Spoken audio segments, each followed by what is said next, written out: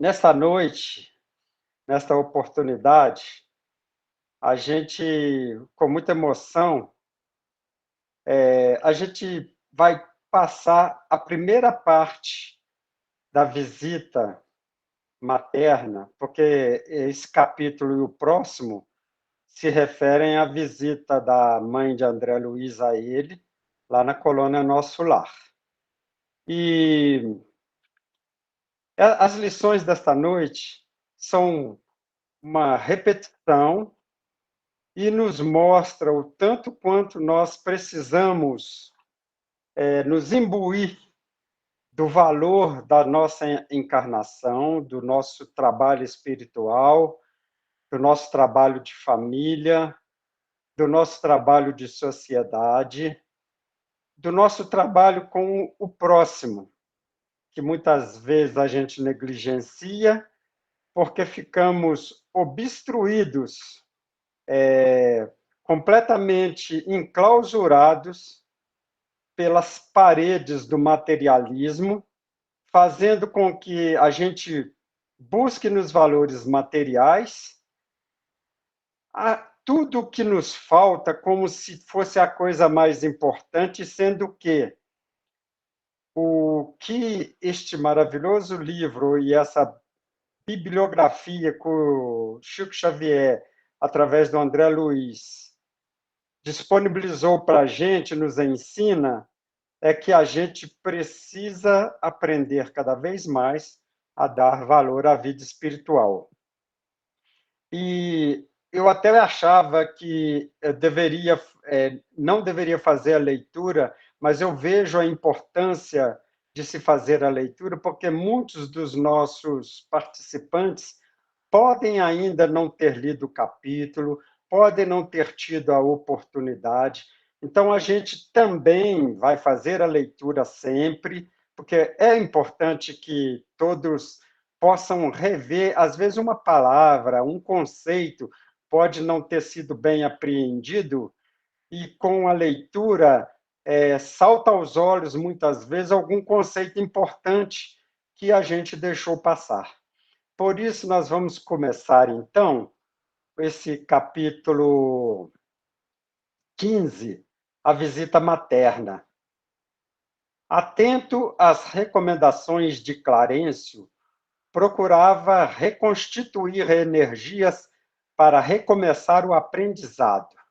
No outro tempo, talvez me sentisse ofendido com as observações aparentemente tão ríspidas, mas, naquelas circunstâncias, lembrava meus erros antigos e sentia-me confortado. Os fluidos carnais compelem a alma a profundas sonolências, em verdade.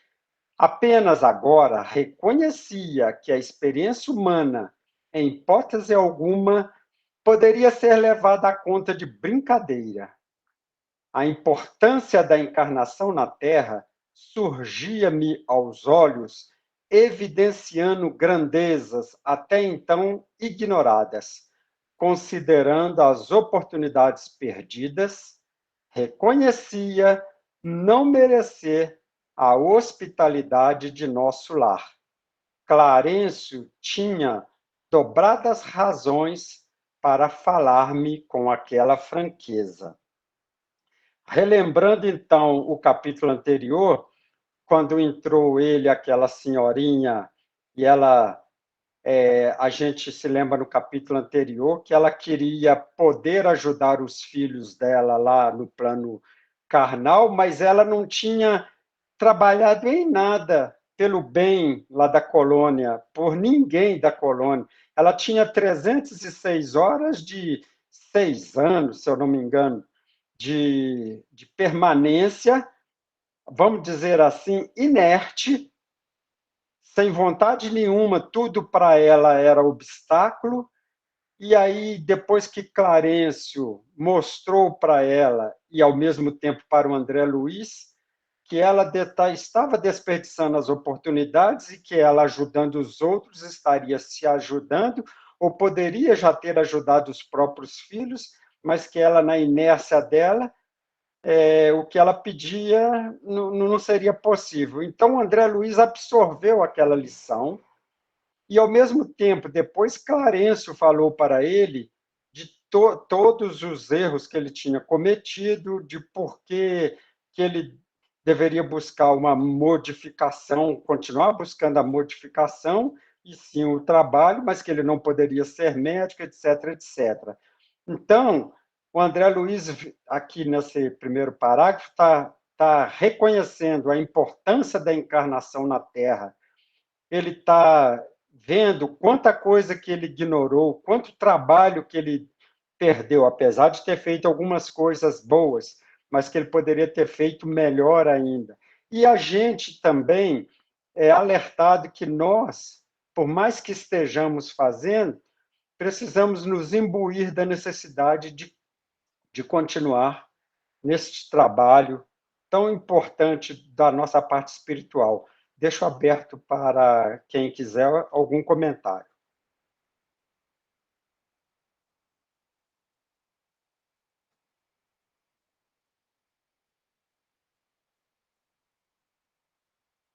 Bem, ninguém quer fazer comentário? Por enquanto, pode prosseguir, viu?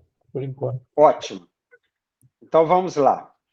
Passei dias entregue a profundas reflexões sobre a vida.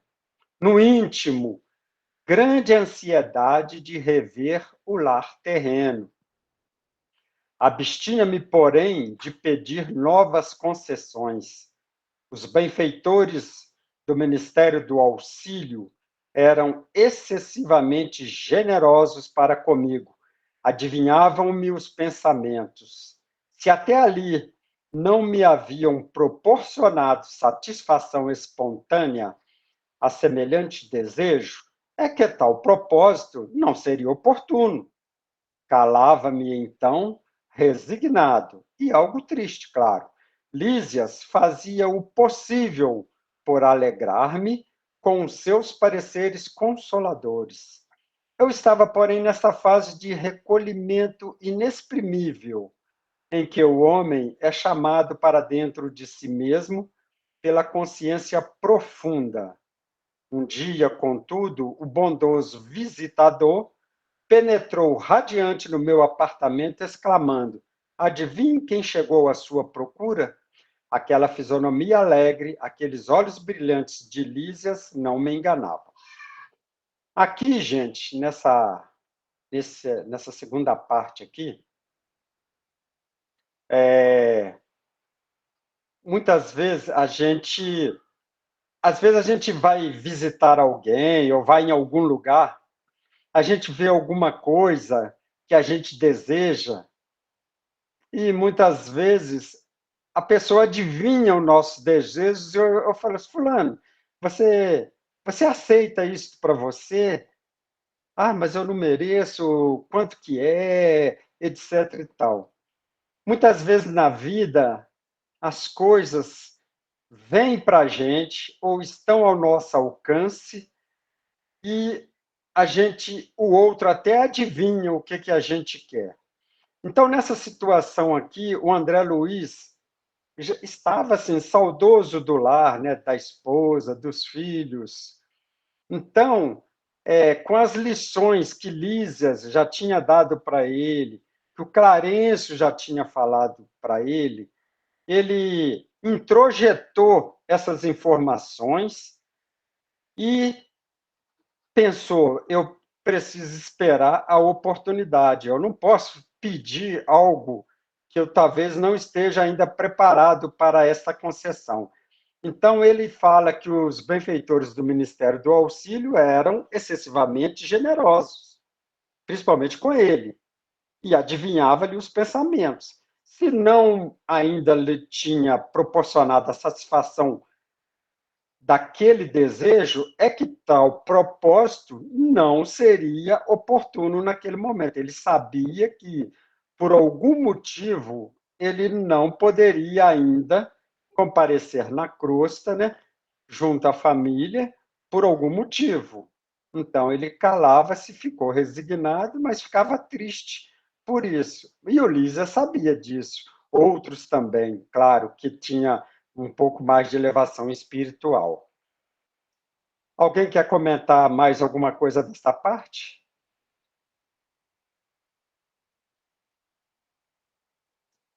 Então vamos prosseguir.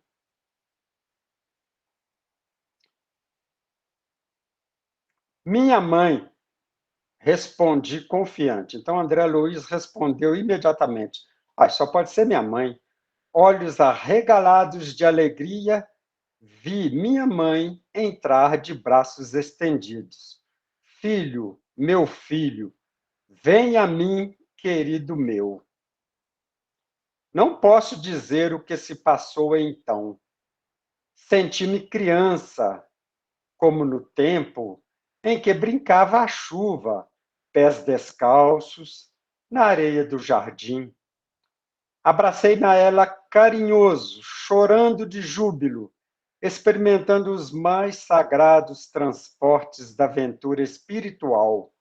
Beijei-a repetidas vezes, apertei-a nos braços, misturei minhas lágrimas com as suas lágrimas, e não sei quanto tempo estivemos juntos, abraçados. Afinal, foi ela que me despertou do enlevo, recomendando: vamos, filho, não te emociones tanto assim. A alegria também, quando excessiva, costuma castigar o coração. E em vez de carregar minha adorada velhinha nos braços, como fazia na terra, nos derradeiros tempos de sua ramagem por lá, foi ela quem me enxugou o pranto copioso, conduzindo-me ao divã. Aqui a gente para. Ô, Sidney, pode fazer o seu comentário. Não, é só lembrando que, para o André Luiz, foi o primeiro contato que ele teve com a mãe dele, né? Assim, de vê-la, de poder abraçá-la e tudo. Mas a mãe dele já estava, há vários anos, né? Entre aspas, assim, acompanhando o André Luiz.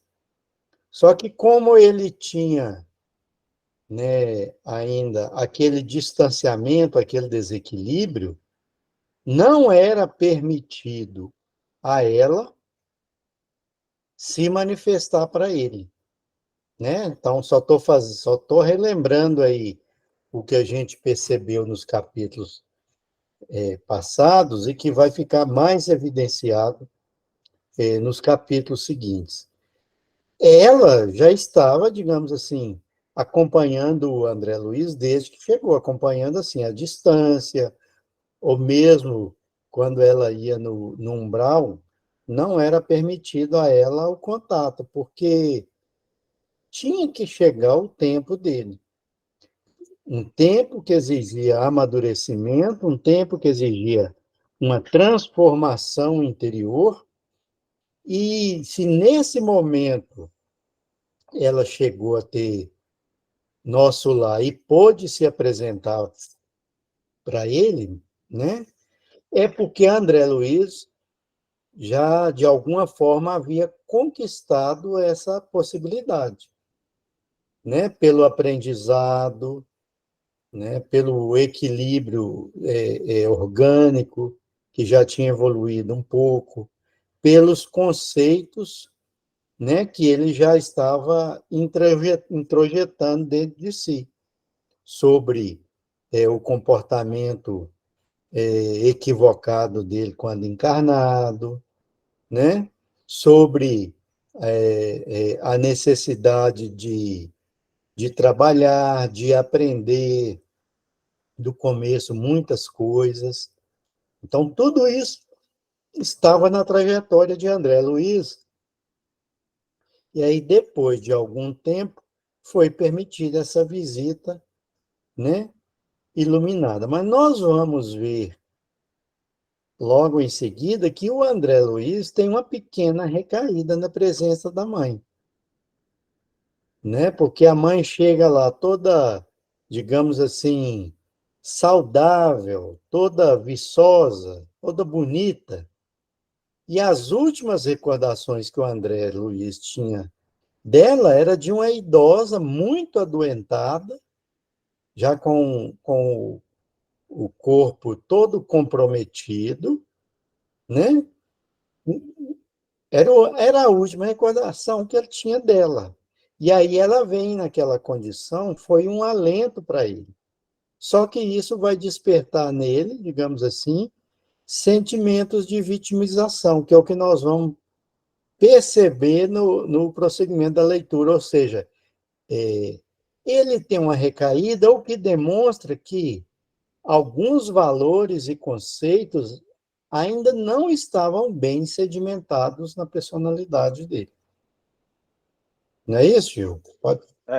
Perfeito. Só... Uma outra coisa que eu gostaria de comentar, esse capítulo, eu aceitei fazer ele, mas ele também me traz muita recordação, porque me faz me remeter ao ano de 2000, quando a minha mãe desencarnou. Mas é interessante como a gente vê como que mãe é sempre mãe, aquele sentimento, aquela sensação de que a gente volta a ser criança, aquela emoção de poder abraçar aquele ente querido que nos permitiu esta existência, que nos dedicou completamente a sua vida, o seu amor, o seu carinho, de tudo enquanto é forma possível, que é raro, é muito raro uma mãe que não seja tudo o que um filho precisa, é muito raro. A maioria das mães são mães integral, 99 a 100 ou até 1000%. Então, aqui a gente vê a emoção, o carinho, o júbilo, aquela sensação de estar junto daquele ente querido. É impossível conter as lágrimas, o abraço, ele nem sabe quanto tempo ele ficou abraçado com ela que o despertou daquele enlevo, ela que disse para ele: filho, não te emociones tanto assim. A alegria também, quando excessiva, costuma castigar o coração. Realmente castiga muito mesmo, toda a emoção. E o que o Sidney falou está aqui, ó. Em vez de carregar minha adorada velhinha nos braços, como fazia na terra nos derradeiros tempos de sua romagem por lá, foi ela quem me enxugou o pranto copioso, conduzindo-me ao divã, porque ela estava muito adoentada e ela precisava que ele a carregasse. Então, foi ao contrário agora, ele relembra disso. E ela disse ainda para ele: estás ainda fraco, filhinho, não desperdices energias. Sentei-me a seu lado, cuidadosamente. Sentei-me ao seu lado e ela, cuidadosamente, ajeitou-me a fronte cansada. Em seus joelhos, afagando-me de leve, confortando-me à luz de santas recordações. Desculpa, eu comi o ponto. Confortando-me à luz de santas recordações. Senti-me, então, o mais venturoso dos homens. Guardava a impressão de haver o barco de minha esperança ancorado em porto mais seguro. A presença maternal constituía infinito reconforto ao meu coração. Aqueles minutos davam-me a ideia de um sonho tecido em trama de felicidade indizível. Qual menino que procura detalhes fixava-lhe as vestes? Isso aqui é importante que a gente preste atenção nesses detalhes que ele vai dizer. Cópia perfeita de um dos seus velhos trajos caseiros, notando-lhe o vestido escuro, as meias de lã, a mantilha azul. Contemplei a cabeça pequenina, aureolado a fios de neve, as rugas do rosto, o olhar doce e calmo de todos os dias, mãos trêmulas de contentamento, acariciava-lhe as mãos queridas sem conseguir articular uma frase. Minha mãe, todavia, mais forte que eu, falou com serenidade. Nunca saberemos agradecer a Deus tamanhas dádivas. O Pai jamais nos esquece, meu filho, que longo tempo de separação. Não julgues, porém, que me houvesse esquecido. Às vezes, a providência separa os corações temporariamente para que aprendamos o amor divino. Então, nesse capítulo aqui, tem uma coisa interessante para nós, que a gente sabe que, de acordo com a elevação do espírito, ele pode se mostrar com vários tipos de aparência, até com uma aparência de uma vida anterior. E nesse caso aqui, a mãe do André Luiz procurou se mostrar a ele de uma forma que ele mais conhecia, que ele mais conviveu naquele tempo, que foi com esse vestido escuro, com as meias de lã, com as rugas do rosto, com a mantilha azul, com os cabelos de neve, né? Com aquele olhar doce e calmo. Ela poderia se mostrar com uma aparência. O próprio André Luiz, quando ficou no umbral por 8 anos, a roupa dele ficou desgastada, a barba por fazer, o corpo sujo, aquela forma dele foi... ele praticamente se vestiu naquela situação, porque o espírito, ele molda nele aquilo que ele é, por dentro, aquilo que ele pensa, aquilo que ele sente, o remorso, a tristeza, a dor que ele infligiu. Então, neste caso aqui, a mãe do André Luiz, com certeza, no plano onde ela vive, a aparência dela não é exatamente essa. É uma aparência, pode ser mais jovem, se ela quiser, pode ser do jeito que ela quiser, porque o corpo perispiritual do espírito, ele tem a capacidade, quando tem este desenvolvimento espiritual, ele tem essa capacidade de modificar. Existem até relatos de, por exemplo, alguns espíritos que, para serem reconhecidos, se mostrava com objetos que as pessoas estavam acostumados a vê-los, como um charuto, como um cachimbo, como um cordão, como uma roupa de século passado ou coisa parecida. Por quê? Porque é o espírito que molda a aparência que ele deseja ser reconhecido. Mas alguém gostaria de fazer algum comentário?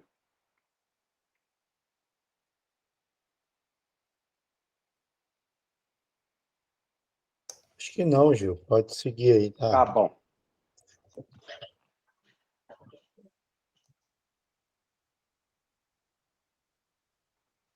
É muito importante esse último parágrafo aqui. Vamos repeti-lo, porque muitas vezes a gente incompreende o sentido da separação que nos é imposta de algum ente querido nosso.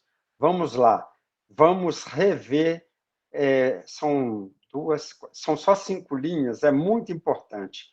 Nunca saberemos agradecer a Deus tamanhas dádivas. O Pai jamais nos esquece, meu filho, que é longo tempo de separação.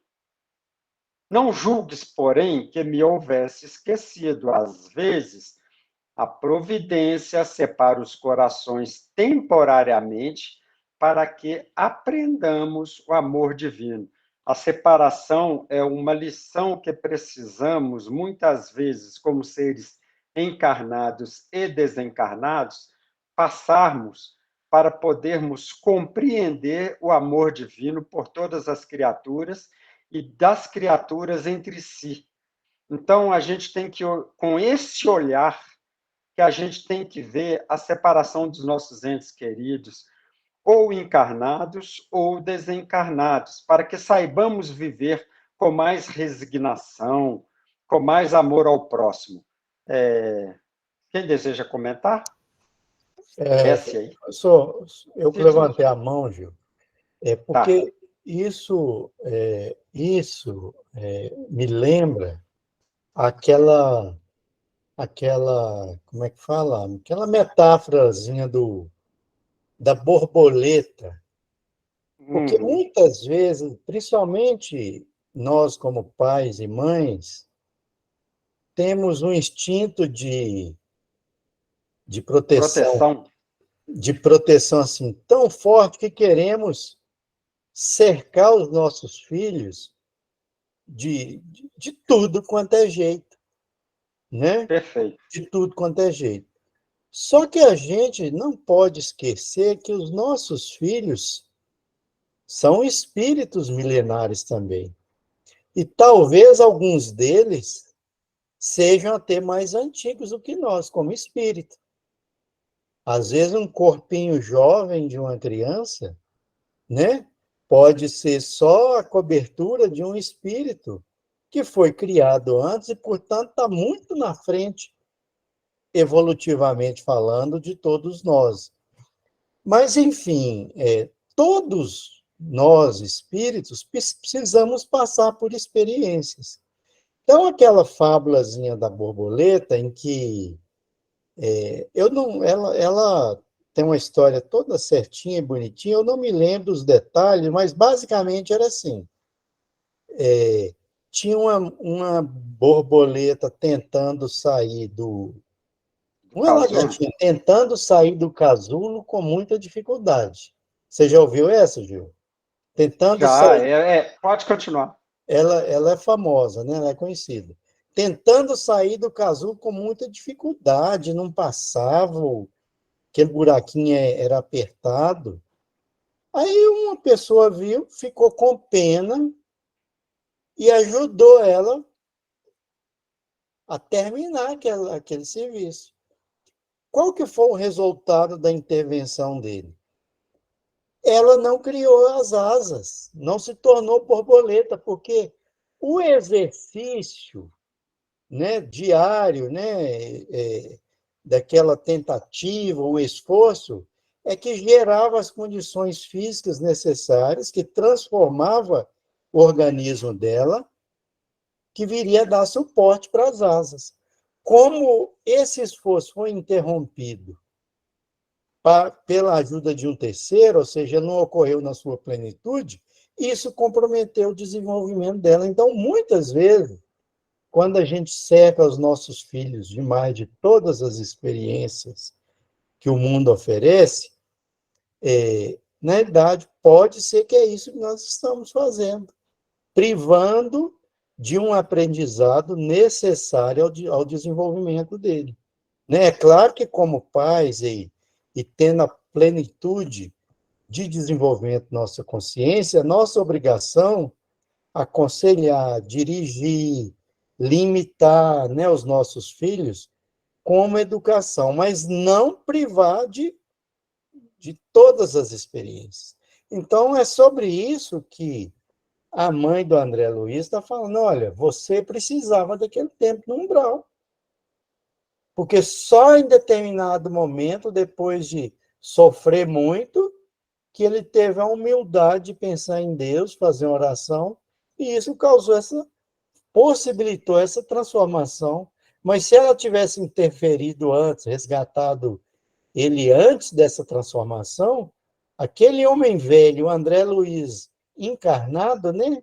Aquele homem cheio de hábitos mundanos, era o que estaria prevalecendo, e não esse novo André Luiz que nós estamos acompanhando, a transformação. Então, é uma lição que a gente nunca pode esquecer de como todos os que estão encarnados, e mesmo os desencarnados, precisam passar por experiências de aprendizado, como única forma possível de crescimento.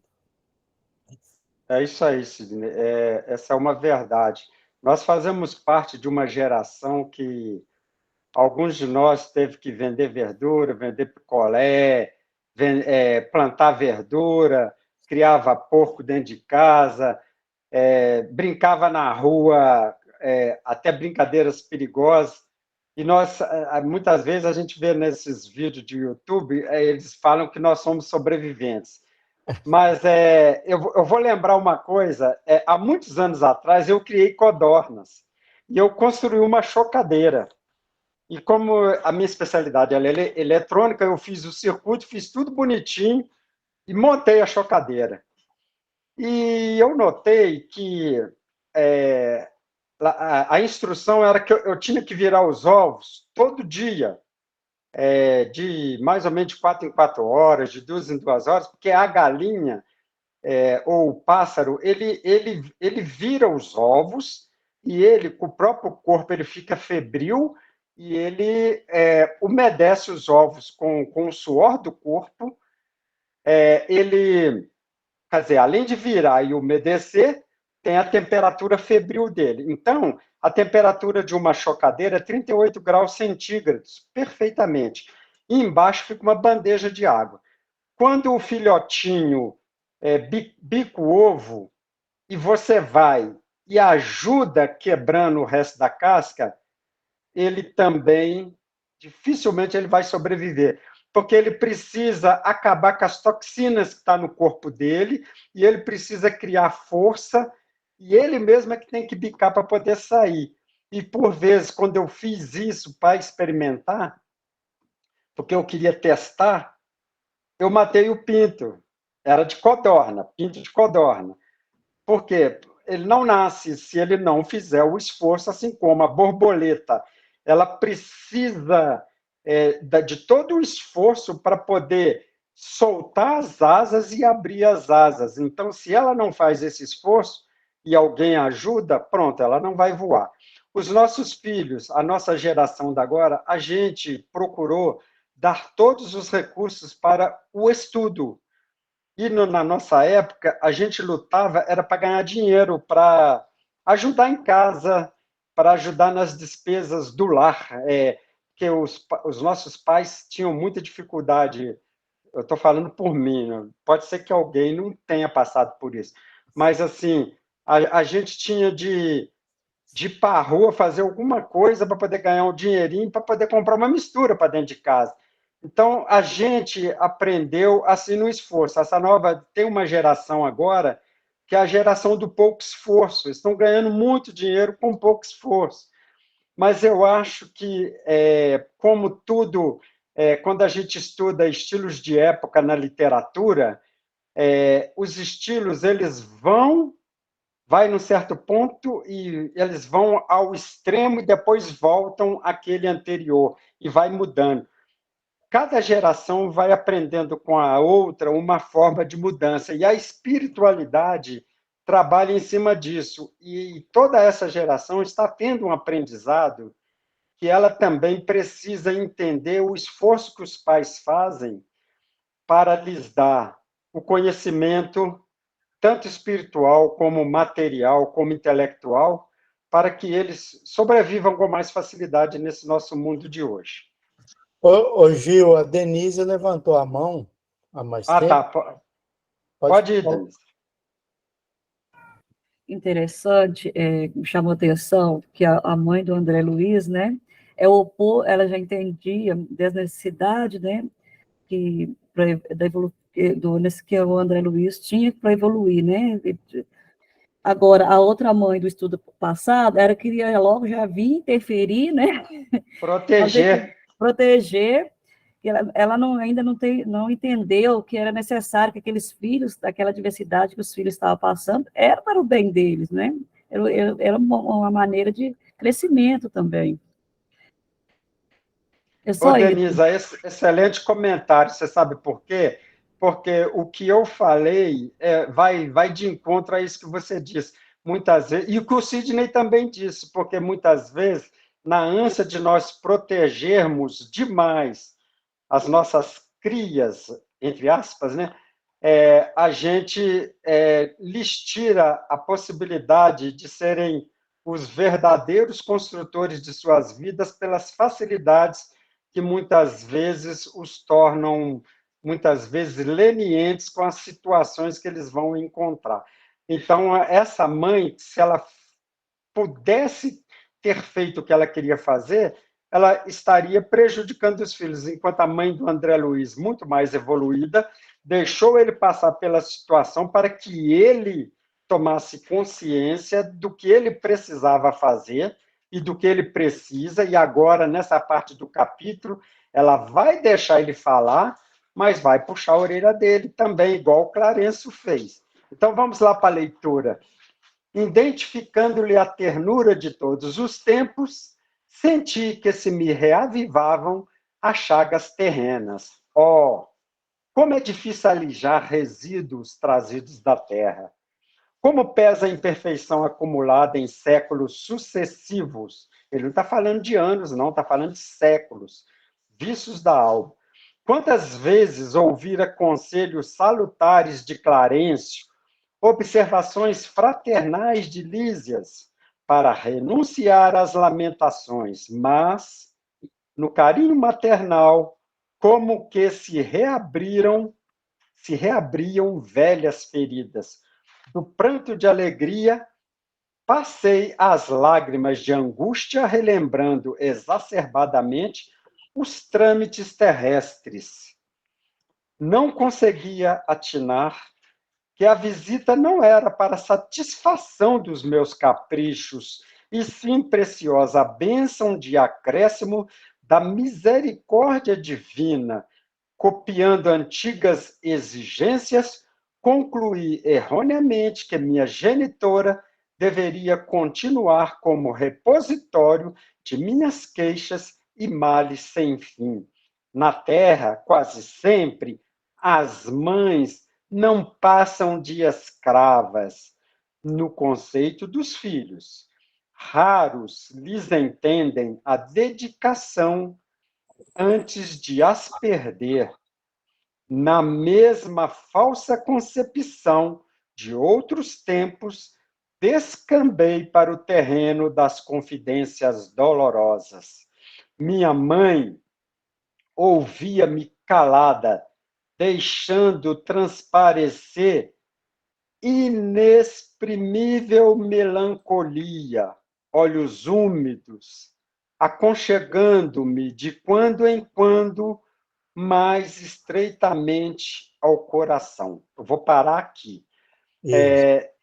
O que o André Luiz fez foi relembrar, desde quando ele chegou no umbral, por tudo que ele passou, e como o Sidney disse, a mãe dele viu tudo, participou de tudo praticamente, mas não interferiu, porque ela sabia que ele precisava primeiro passar por todas aquelas situações para que ele pudesse sair daquele casulo mental que ele tinha se colocado e sair como uma borboleta que a gente está vendo que ainda está com as asas quebradas pelos vícios de, ele falou aqui, não de anos de vida, mas de séculos de encarnações viciadas, porque nós não somos resultados de uma única encarnação, nós somos resultados de várias encarnações. Se nós queremos saber quem nós somos, a gente não precisa ir em nenhum vidente para dizer para a gente que nós fomos príncipes, fomos escritores, fomos cantores. Não. A gente só precisa ver o que nós trazemos de conhecimento, de qualidade, de defeito, para saber de tudo que nós somos, de todos os nossos vícios, de todas as nossas qualidades e de todos os nossos defeitos. Então, o André Luiz fala isso aqui, mas ele falou aquilo tudo para a mãe dele, e com isso a mãe dele quase que, vamos dizer assim, não vou dizer que ela baixou a sintonia, mas ela sentiu, num primeiro momento, todo aquele drama. E e ela teve que chamar a atenção dele por causa disso. Ô, Sidney, pode falar agora.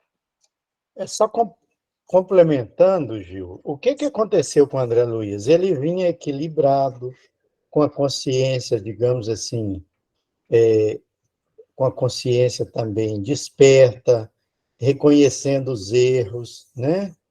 Uhum. Porque ele estava no ambiente, não era um ambiente hostil, porque ele foi acolhido, tinham lisas, né? Mas era um ambiente, digamos assim, em que nenhum, mesmo Clarencio, Lisas, o Henrique de Luna, né? Ninguém passava a mão na cabeça.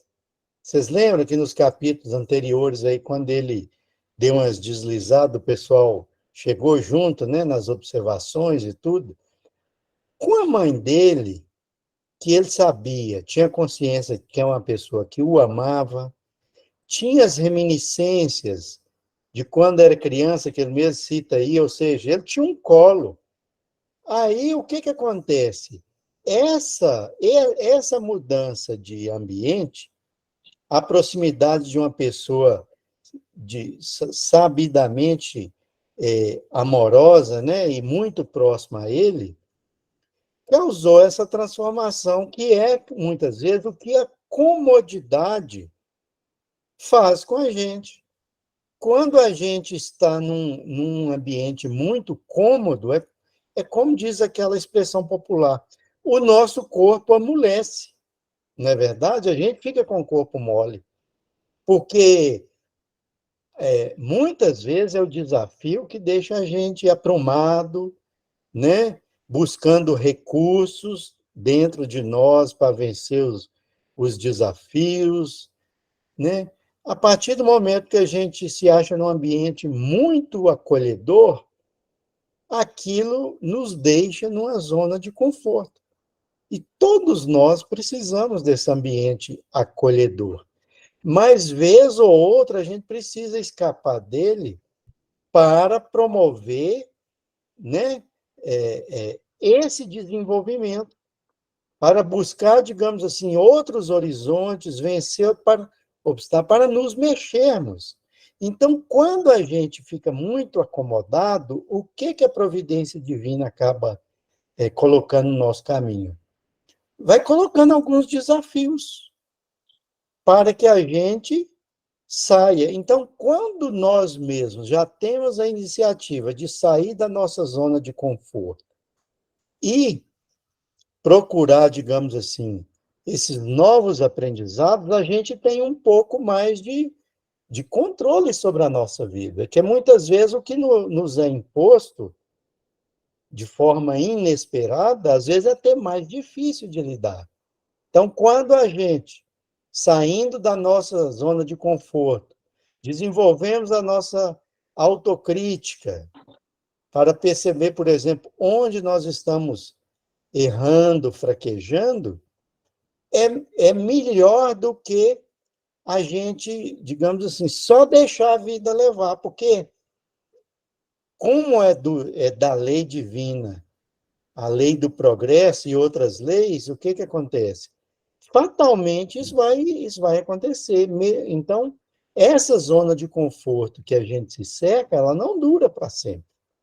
Então, sabendo disso e agindo antes, esse processo se dá com menos dor e com menos atribulação, né? Então, André Luiz demonstra com esse comportamento, junto à mãe dele, essa vitimização que de repente tomou conta dele, essa característica é uma característica muito humana que nós todos, em maior ou menor grau, carregamos conosco, né? Era essa observação que eu queria fazer. É verdade. A gente gosta muito de falar que a carne é fraca, mas na verdade o espírito que é fraco. Nesse sentido que muitas vezes a gente estando num ambiente muito acolhedor, a gente se volta para as lamentações, para as reclamações, e quando a gente está num ambiente mais hostil, a gente se transforma num guerreiro, num lutador, e para vencer os obstáculos que se antepõem à nossa passagem. Agora, vamos lá. A mãe do André Luiz fala aqui: ó filho, não ignoro as instruções que o nosso generoso Clarencio te ministrou. Não te queixes. Agradeçamos ao Pai a bênção desta reaproximação. Sintamo-nos agora numa escola diferente, onde aprendemos a ser filhos do Senhor. Na posição de mãe terrestre, nem sempre consegui orientar-te como convinha. Também eu trabalho, pois, reajustando o coração. Tuas lágrimas fazem-me voltar à paisagem dos sentimentos humanos. Alguma coisa tenta operar o retrocesso de minha alma. Quero dar razão aos teus lamentos, erigir-te um trono, qual se foras a melhor criatura do universo, mas essa atitude, presentemente, não se coaduna com as novas lições da vida.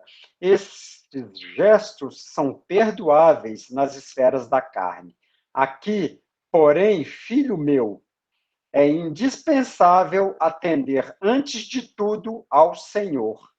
Não és o único homem desencarnado a reparar os próprios erros.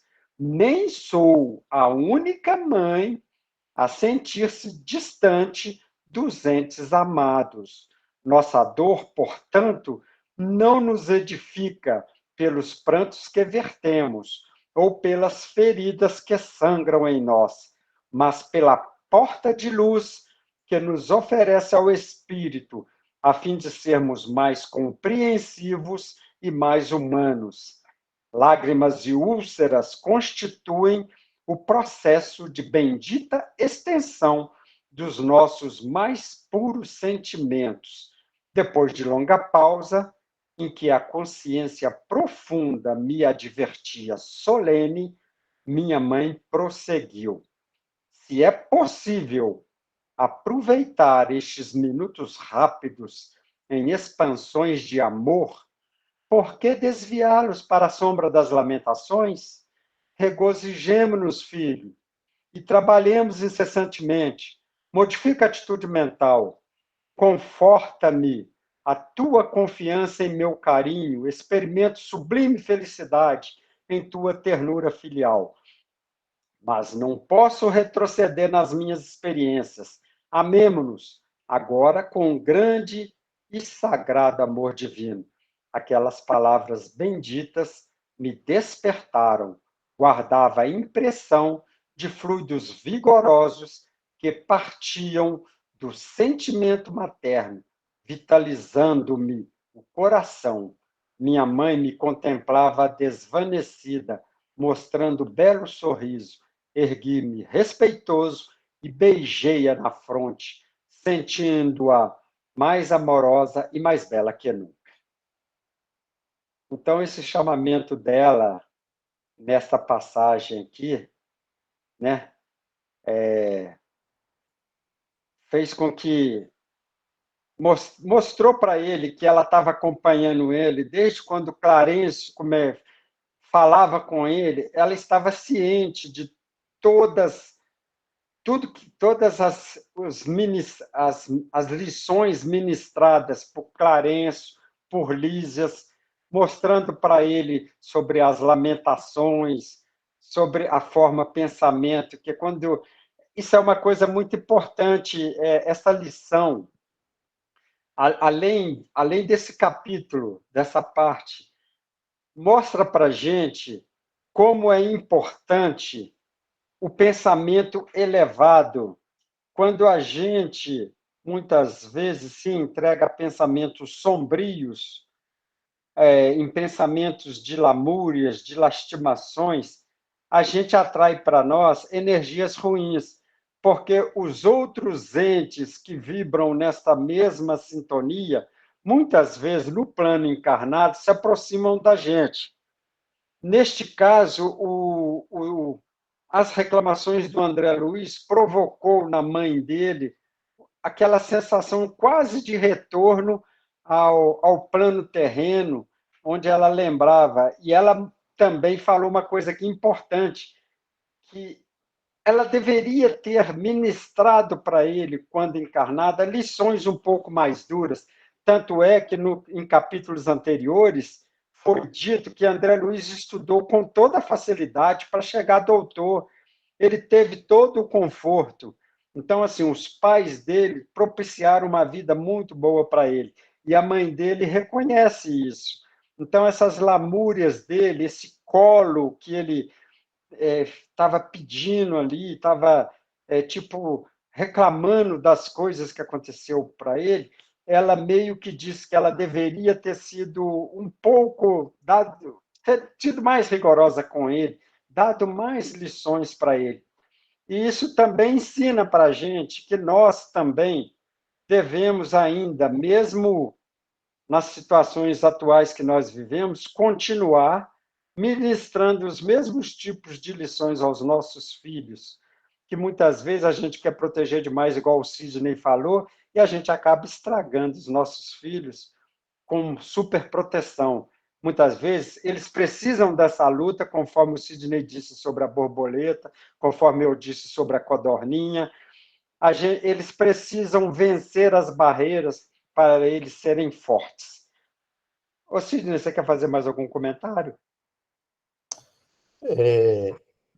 Só uma reflexão que, como o André Luiz foi agraciado com a companhia de um espírito já bastante desenvolvido, e como isso foi importante para esse desenvolvimento dele. Se, durante a encarnação, a influência da mãe, né, ficou, digamos assim, um pouco esmaecida, porque nós vamos ver nos capítulos seguintes também que o pai não ajudava muito desse ponto de vista moral, então, ou seja, se a mãe já tinha essa semente da consciência e tudo, mas a gente deve lembrar que uma sociedade do início do século era muito patriarcal ainda, não é?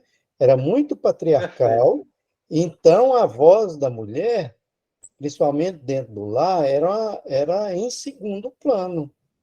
Então, os valores do pai, né, eram predominantes. Então, ela também, como mãe, teve limitada a sua capacidade também na educação do André Luiz, né? Além disso, ela teve essa dificuldade.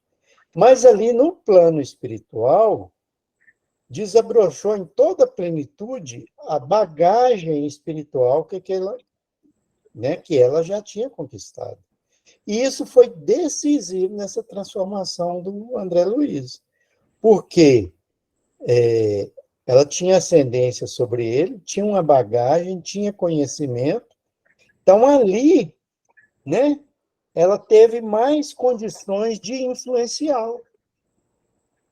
E ao longo da história, né, da passagem do livro, nós vamos ver que isso foi determinante para a evolução do André Luiz. E ali bastou ela, né, ela sair da toada que ele tinha colocado e chamar ele na responsabilidade, nas reflexões, já foi o bastante para ele fazer uma autocrítica, né, se voltar, né, para as suas atitudes e perceber como é que ele já estava se equivocando novamente. Então, todos nós, pela misericórdia divina, temos um espírito, né, próximo da gente que tem um pouco mais, né, de bagagem espiritual. O problema é que muitas vezes nós bloqueamos os canais que esses espíritos, que esses espíritos tentam utilizar para se comunicar com a gente. Quando a gente abre essa possibilidade através do equilíbrio, da oração, da vibração positiva, nós ouvimos esses ensinamentos. Então, daí a importância da gente sempre estar vigiando os nossos pensamentos e procurando manter uma retidão e um equilíbrio, que isso que vai abrir a possibilidade da gente se sintonizar com esses espíritos que já estão mais adiantados na caminhada e que podem nos aconselhar sabiamente, né? Era essa reflexão. Concluído, então, Gil? Ô, Gil, então... Eu não abri o microfone. Concluímos, graças a Deus. Eu agradeço a oportunidade que vocês me deram de estar aqui, porque cada vez que a gente faz uma pequena apresentação dessa, é como se fosse também um redirecionamento que a gente dá na vida da gente, saindo um pouquinho dos materialismos, dessas lutas diárias, e a gente se espiritualiza um pouquinho mais. É verdade. Ô, Gil, então, para fechar com chave de ouro, faz a oração de encerramento para a gente, por favor. A gente agradece ao nosso Deus, nosso Criador, Criador de todas as coisas, o dom da vida, a oportunidade desta existência, a oportunidade da família, das nossas mães, dos nossos lares, de todo o aprendizado que temos tido ao longo de todos estes anos, a fim de, através das lutas, através das dificuldades, aprendermos a sermos um pouco melhores, um pouco mais espiritualizados. A gente agradece esta oportunidade que o André Luiz nos deu de, através desta reportagem que ele fez da vida dele no plano espiritual, nos mostrando como que a nossa vida é importante enquanto encarnados, para que nós possamos modificar a nossa forma de conduzir as nossas vidas para cada vez sermos melhores, mais humanos, mais fraternos e mais ligados ao nosso Criador, ao nosso Mestre Jesus e toda a espiritualidade laboriosa que trabalha para o nosso desenvolvimento espiritual. A gente agradece a todos por esta noite maravilhosa. Graças a Deus, assim seja. Nós é que agradecemos, então, gente. Então, boa noite a todos, muito obrigado. Desejo um Feliz Natal para todos. E semana que vem estaremos aqui, se Deus quiser. Feliz Ano Novo também, né? Feliz Ano Novo também, é verdade. Boa noite. Tchau, boa noite.